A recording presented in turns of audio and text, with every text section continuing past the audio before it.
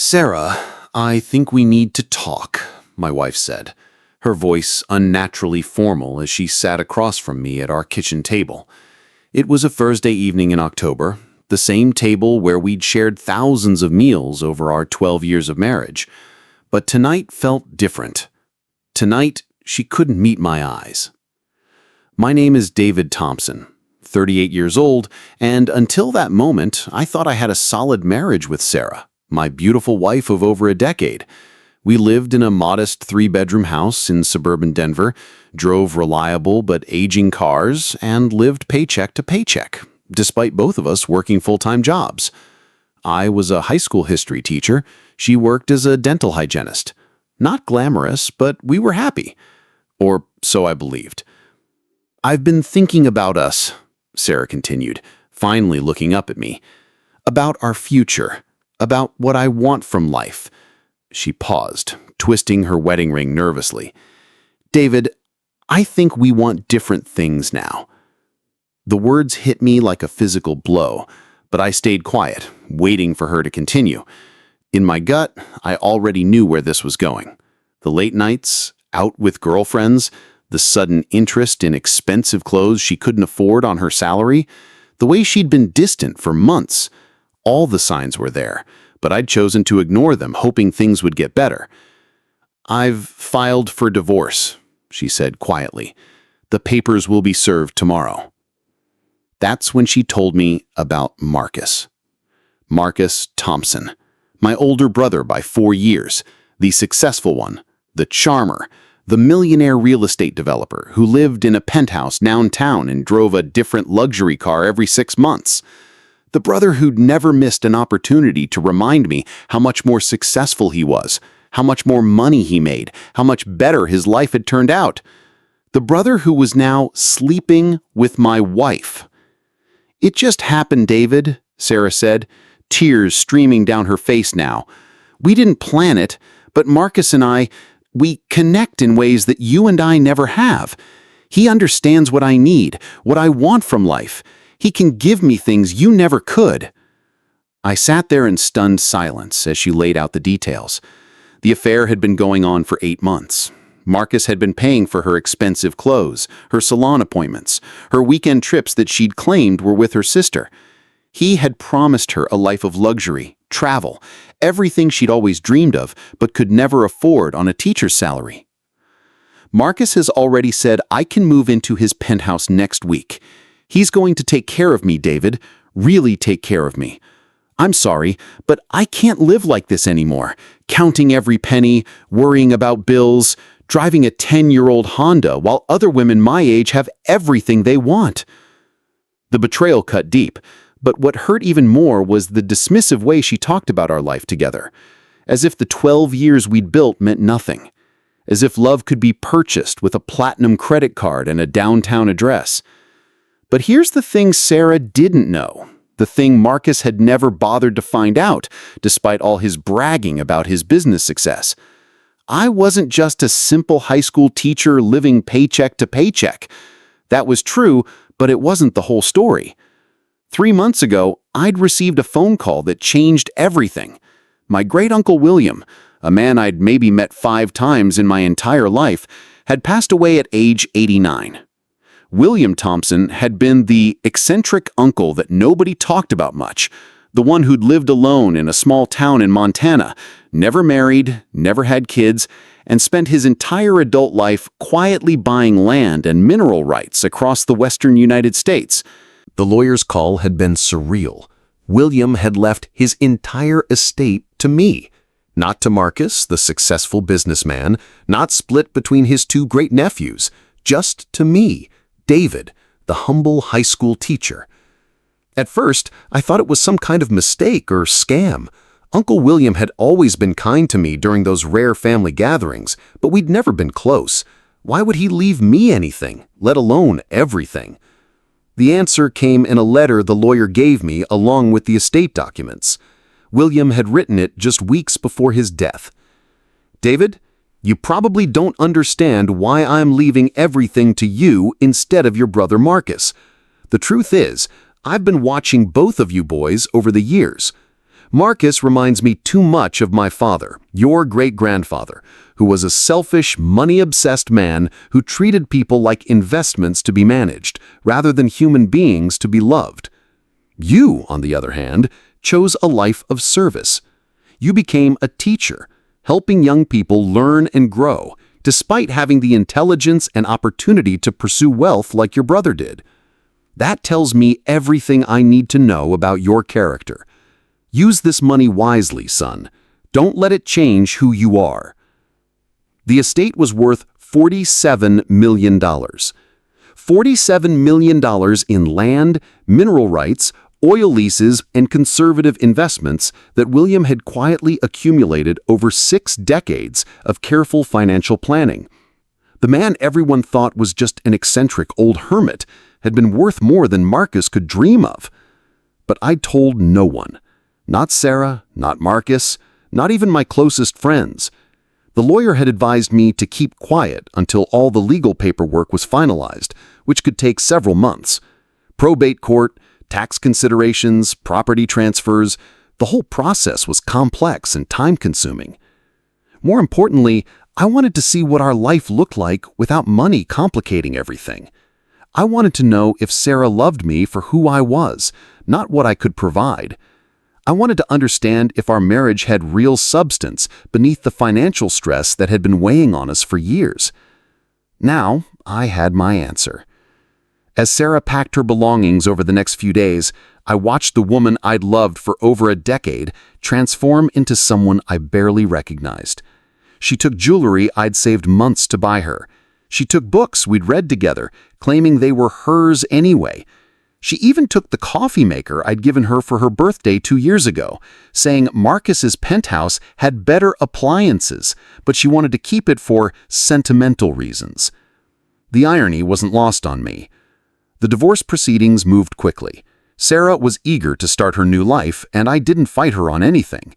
She asked for half of everything, which amounted to about $30,000 in savings, half the equity in our modest house, and ongoing alimony payments, since she claimed she'd need time to adjust her lifestyle after the divorce. I agreed to everything. My lawyer thought I was being too generous, but I had my reasons.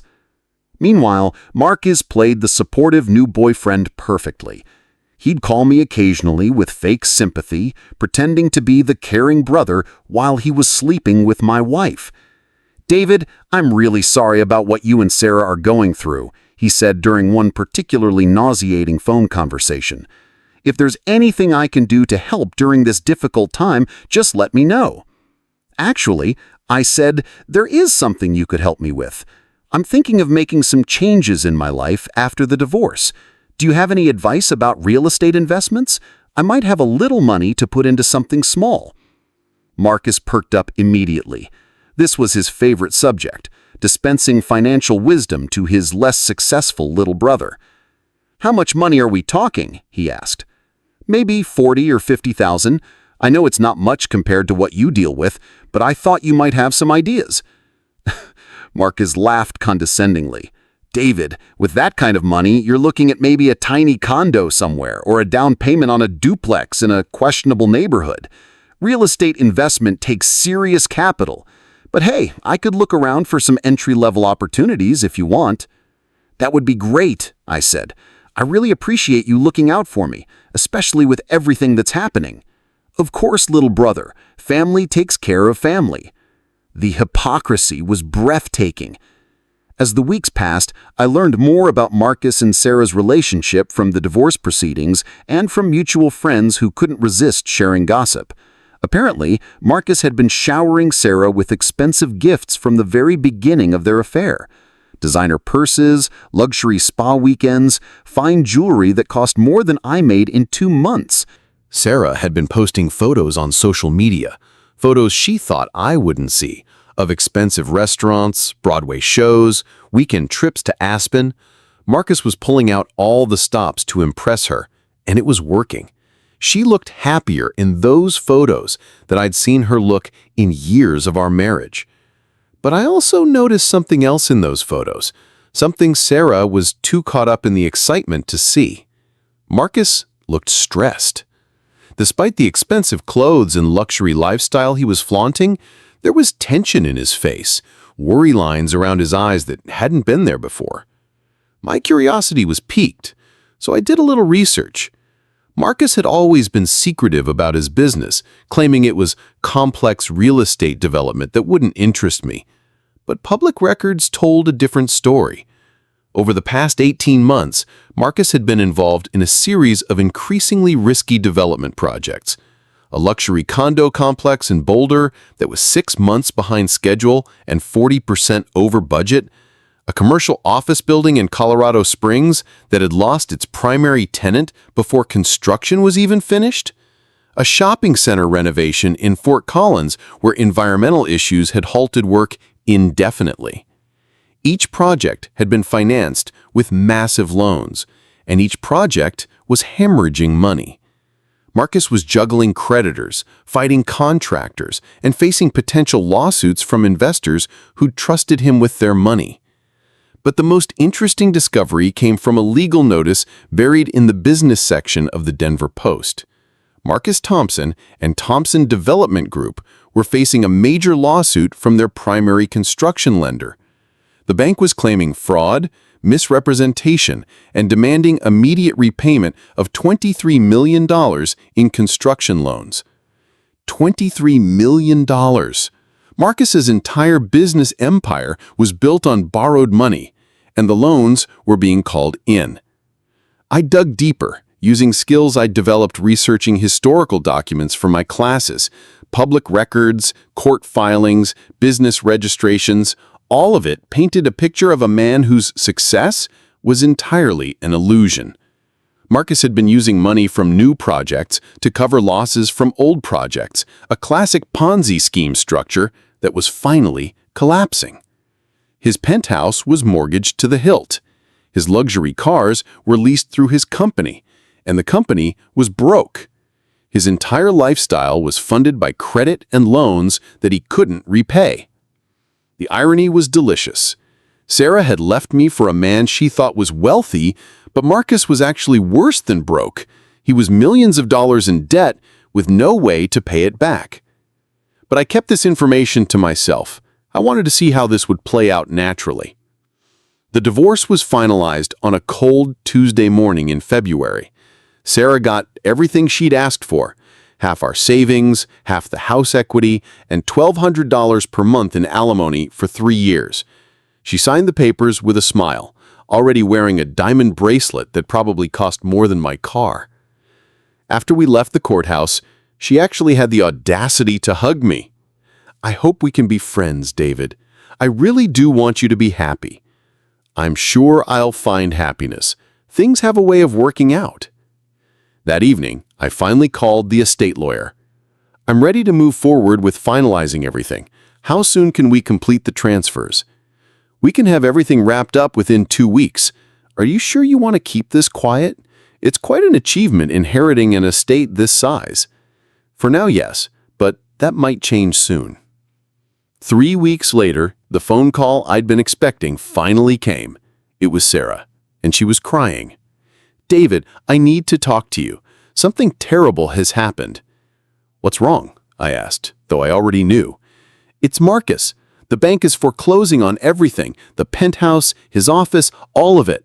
They're saying he owes them millions of dollars and he can't pay. David, I had no idea. He told me his business was doing great, that he was successful, that we'd have this amazing life together." She was sobbing now, the reality of her situation finally hitting her. "He's been lying to me about everything.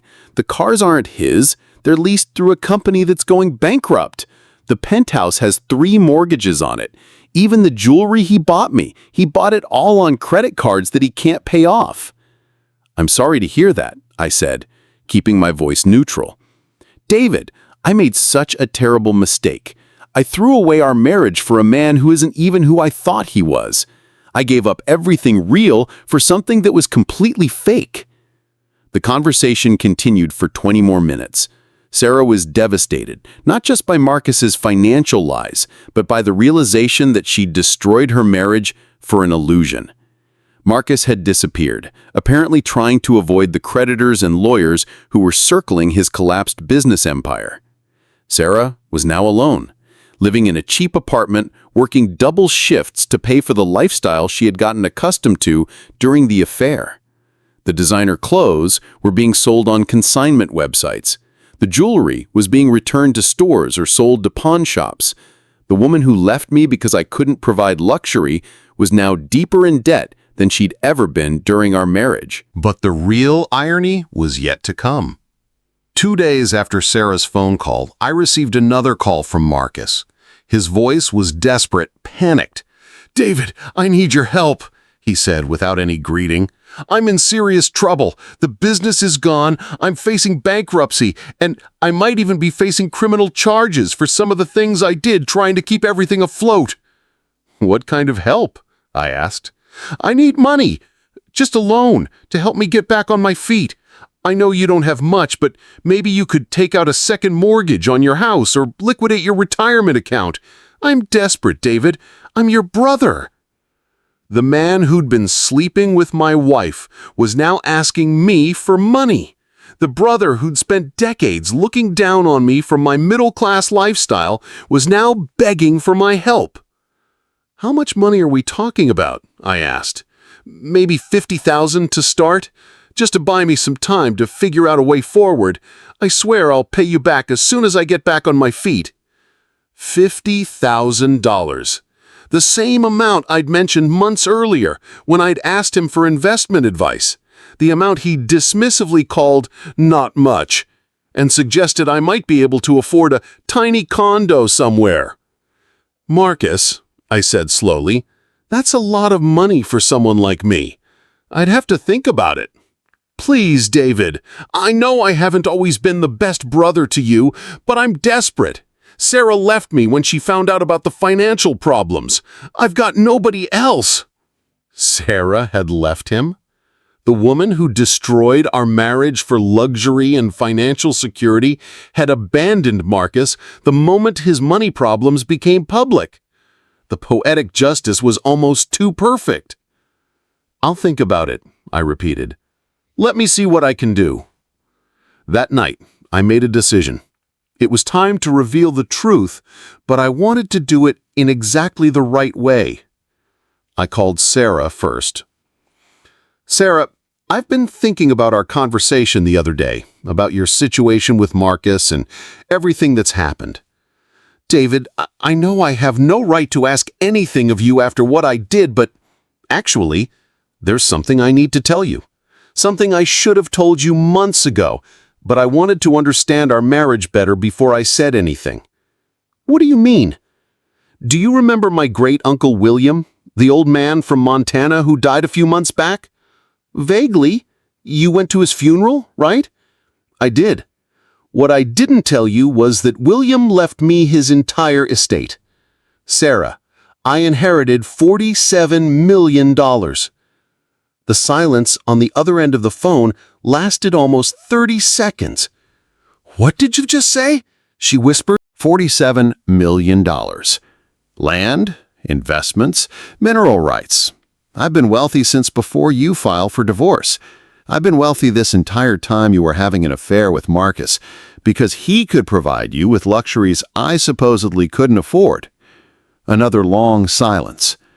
Then, "Are you serious? You're not joking." "I'm completely serious. The estate finished going through probate last week. I'm worth more money than Marcus ever pretended to have, and unlike his wealth, mine is real." I could hear Sarah's breathing getting heavier, almost hyperventilating. "David, why didn't you tell me? If you had known, you would have stayed married to me for my money instead of leaving me for Marcus's money. But you wouldn't have stayed for me, would you? You would have stayed for the same reason you left, because of what I could buy you, not because of who I am. David, we could work this out. The divorce is final, but maybe we could—" "No," I said firmly. "We couldn't work this out. You made your choice, Sarah. You chose money over love, luxury over loyalty, My brother's lies over our marriage. The money doesn't change what you did or who you really are. But David, please, I made a mistake, a terrible mistake. If you could just... I could just what? Pretend that you spent 8 months lying to me? Pretend that you humiliated me by having an affair with my own brother? Pretend that you look me in the eyes and tell me I could never give you what you needed from life. She was crying again, but this time it wasn't the desperate tears of financial ruin.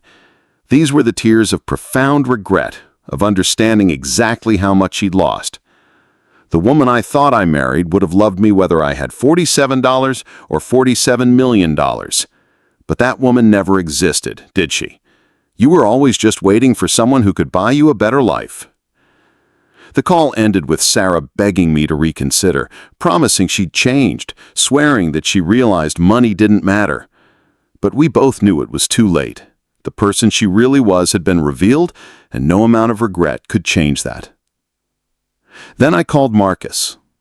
"David," he said, relief evident in his voice. "Have you thought about what we discussed, about the loan?" "I have. In fact, I've got some news that might interest you. It turns out I'm in a much better position to help than I initially thought."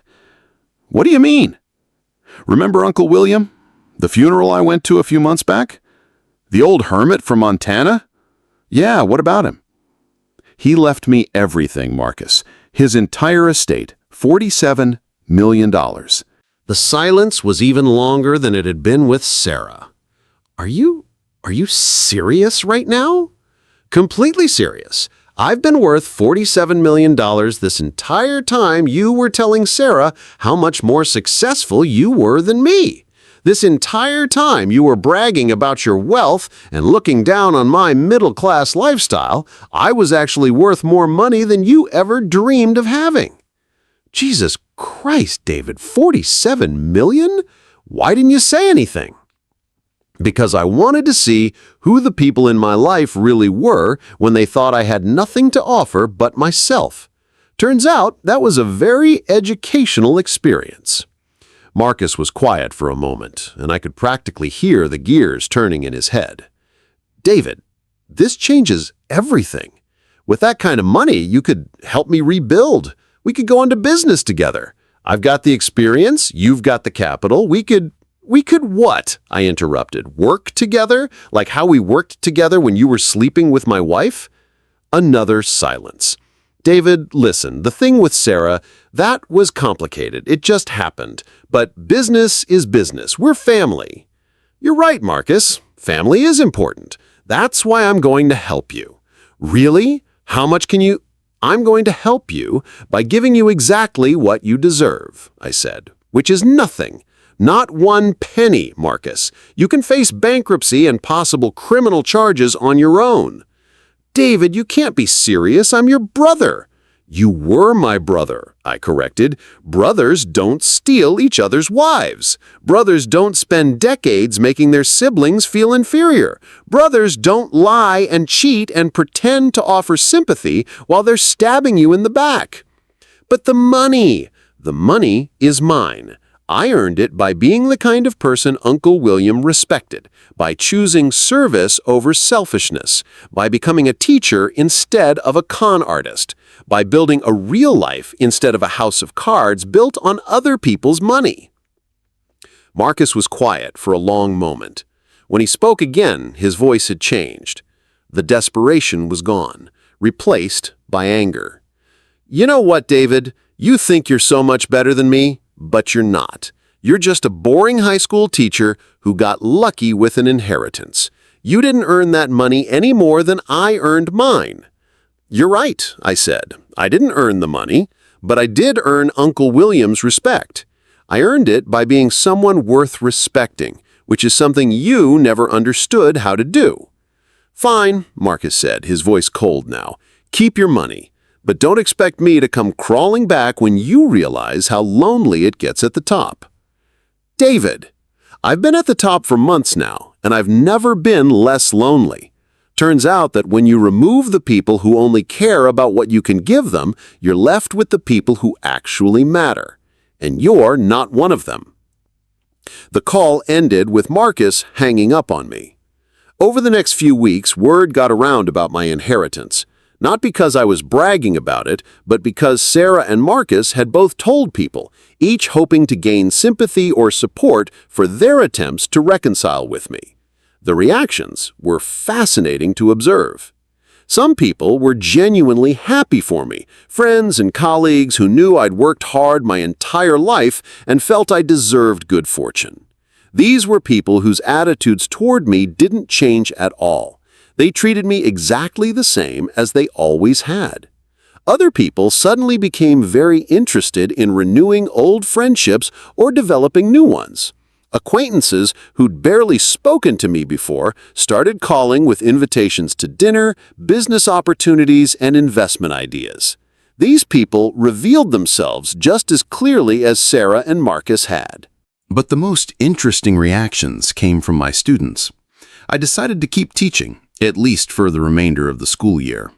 The kids knew something had happened. Word travels fast in a small community, but their response was everything I could have hoped for. "Mr. Thompson," one of my seniors asked after class one day, "is it true that you inherited a bunch of money?" "It's true," I said. "So are you going to quit teaching and buy a yacht or something?" I thought about the question seriously. "What do you think I should do?" "I think you should keep being our teacher," she said. "Money can't make you into a better person than you already are, but being a worse teacher would make you into a worse person, even if you had all the money in the world."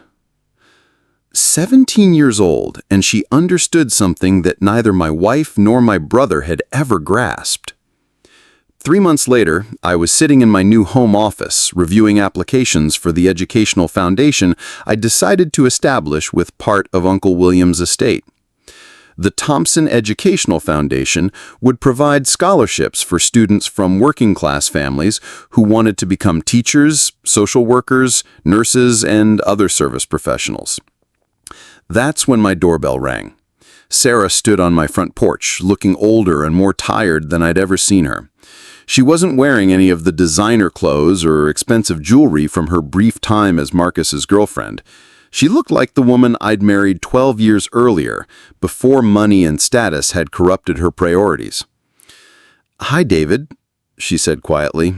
"I was wondering if we could talk." I invited her in, curious to hear what she had to say. She's been doing a lot of thinking over the past few months. About our marriage, about the choices I made, about the person I became. I stayed quiet, letting her continue. "I know I can't undo what I did. I know I can't take back the lies, the betrayal, the pain I caused you, but I wanted you to know that I understand now what I lost when I left you." "What did you lose?" I asked. "I lost a good man," she said simply. "I lost someone who loved me unconditionally, who supported my dreams, who built a real life with me. I threw all of that away because I thought Marcus could give me a better lifestyle. But a lifestyle isn't a life, David. I know that now." She was crying, but they were different tears than the ones I'd heard during our phone conversations. These seemed genuine, born of real understanding rather than just regret about consequences. "I've been doing a lot of thinking over the past few months about our marriage, about the choices I made, about the person I became." I stayed quiet, letting her continue. "I know I can't undo what I did. I know I can't take back the lies, the betrayal, the pain I caused you, but I wanted you to know that I understand now what I lost when I left you." "What did you lose?" I asked. "She lost a good man. She lost someone who loved me unconditionally, who supported my dreams, who built a real life with me. I threw all of that away because I thought Marcus could give me a better lifestyle. But a lifestyle isn't a life, David. I know that now." She was crying, but they were different tears than the ones I'd heard during our phone conversations. These seemed genuine, born of real understanding rather than just regret about consequences. She told me about the months she'd spent with Marcus, how quickly his charm had faded once the financial pressure started building, how he'd become controlling and manipulative when his business empire began collapsing, how he'd blamed her for expenses she hadn't even known about, accused her of being a gold digger when she'd tried to support him through the crisis. "The awful irony," she said, "is that Marcus treated me exactly like I'd treated you. He valued me only for what I could provide him: validation, status, an escape from his problems. The moment I became a burden instead of an asset, he discarded me." "I'm sorry you went through that," I said, and I meant it. "The thing is, David, you never treated me that way, not once in 12 years of marriage. Even when money was tight, even when I was stressed about bills, even when I was probably not the easiest person to live with, you always treated me like I mattered for who I was, not what I could do for you. That's what marriage is supposed to be." I know that now. I just wish I'd known it then. Before she left, Sarah asked me one final question. "David, if I had known about the inheritance, if you had told me before I filed for divorce, do you think things would have turned out differently?" I considered the question carefully. Honestly, I think you would have stayed married to me, but for all the wrong reasons. You would have stayed for the money, not for love. And eventually, that would have corrupted our relationship just as much as leaving did. She nodded sadly. "You're probably right."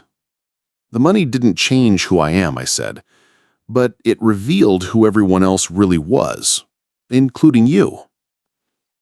6 months later, Marcus filed for bankruptcy. The legal proceedings revealed the full extent of his fraudulent business practices, and he was eventually sentenced to 3 years in federal prison for wire fraud and money laundering. Sarah moved back to her hometown in Ohio, where she found work as a dental hygienist again. She sent me a Christmas card that first year, thanking me for the way I'd handled our divorce and wishing me happiness. I wished her the same. As for me, I kept teaching for another 2 years while I established the foundation and figured out what I wanted to do with the rest of my life. The money had given me freedom, but it had also given me clarity about what really mattered. I eventually met someone new, Anna, a fellow teacher who knew about my financial situation from the beginning, but treated me exactly the same as she would have if I'd been broke. We've been married for 3 years now, and she's proven every day that she loves me for who I am, not what I can provide. Sometimes people ask me if I regret how I handled the situation with Sarah and Marcus. They think I should have been more forgiving, more understanding, more willing to help them when they were struggling. But I learned something important from Uncle William's letter. Character isn't revealed when times are good. It's revealed when times are difficult. Sarah's character was revealed when she thought I couldn't provide the lifestyle she wanted. Marcus's character was revealed when he thought he could steal my wife without consequences.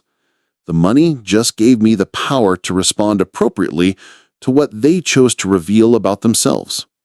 I don't regret keeping the inheritance secret during those crucial months. I don't regret letting Sarah leave me for what she thought was a better financial situation. And I definitely don't regret refusing to rescue Marcus from the consequences of his own greed and dishonesty. Sometimes the best revenge isn't dramatic or immediate. Sometimes the best revenge is simply letting people face the natural consequences of their choices, while you build a better life with people who actually deserve your trust and generosity. Sarah divorced me for my richer brother, but she didn't know about his secret bankruptcy. More importantly, she didn't know about my secret inheritance. The difference between those two secrets tells you everything you need to know about the difference between fake wealth and real character. In the end, character always wins.